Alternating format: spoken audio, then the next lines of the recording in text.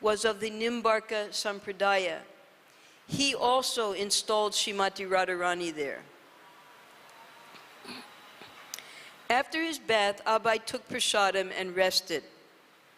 When he heard the bells ringing in the temple below,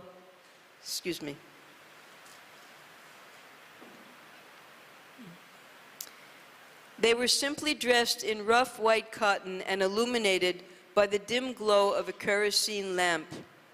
Abai could see that they were being cared for, but because of poverty, there was no opulence. Now, just down the road is the Radharaman temple and also the Radha Gokulananda temple. They're all on the same road.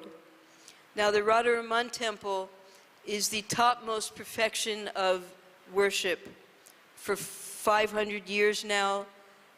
In the kitchen, the same fire has been burning, and the lineage of the Goswamis has come from the original disciples of Gopal Bhatta Goswami. And Srila Prabhupada, he was very friendly with the Goswamis of the Radharaman temple. This was going on now for 4 generations amongst Srila Bhaktisiddhanta Saraswati, Bhaktivinoda Thakur, and now Srila Prabhupada. The grandfather, now we have still present with us Padmanabh Goswami and Padmalochan Goswami, who were the 2 sons of Vishwambar Goswami. So Vishwambar Goswami and Srila Prabhupada were very close friends. And Vishwambar Goswami was the mayor of Vrindavan and also an advocate. And he was very protective of Srila Prabhupada. So Srila Prabhupada, he was amongst friends at the Radharaman temple. Many of the other Goswamis there were very favorable to Srila Prabhupada, and because they were all Gaudiya Vaishnavas, they understood how important it was that Srila Prabhupada was now translating the literature of the 6 Goswamis into English, and they wanted to assist him.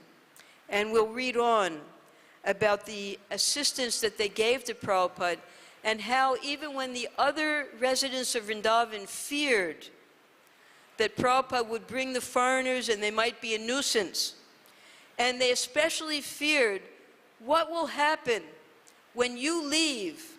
Will these foreigners cause a disruption in Vrindavan? They were already thinking ahead.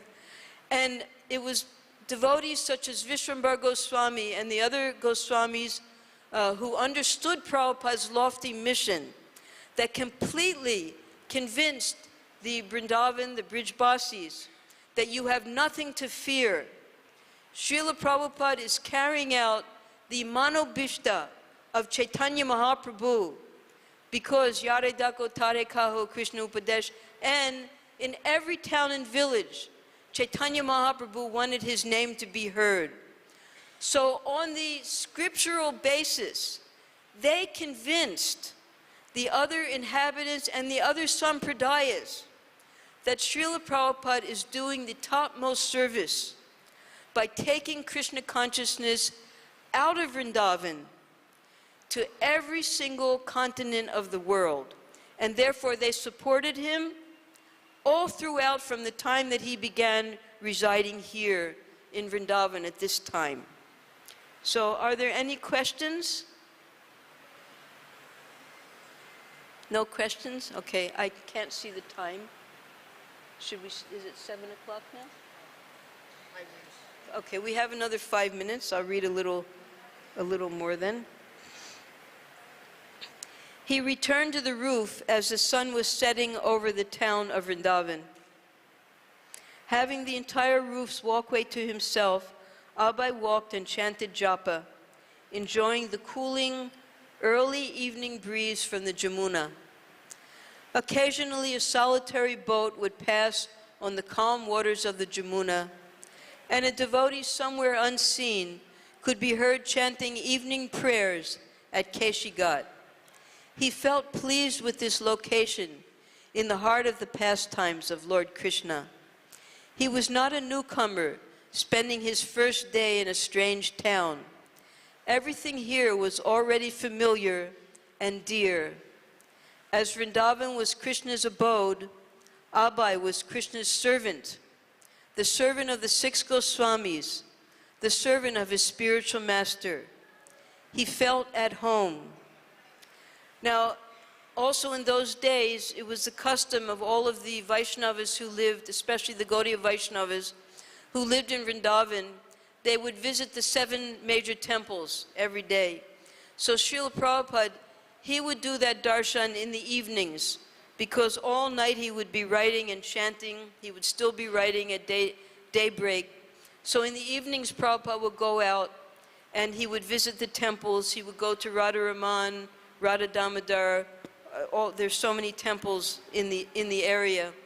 And he was very actively doing that. He would also go on parikrama.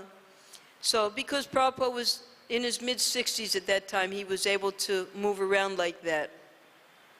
As day turned to twilight, temple bells rang throughout the town. Abai walked to the western side of the roof and looked into the city of thousands of temples. The Govindaji temple, the Ranganath temple, and thousands of smaller temples were having their Sandhya Arti and Kirtan, glorifying Lord Krishna. All right, so we'll stop here.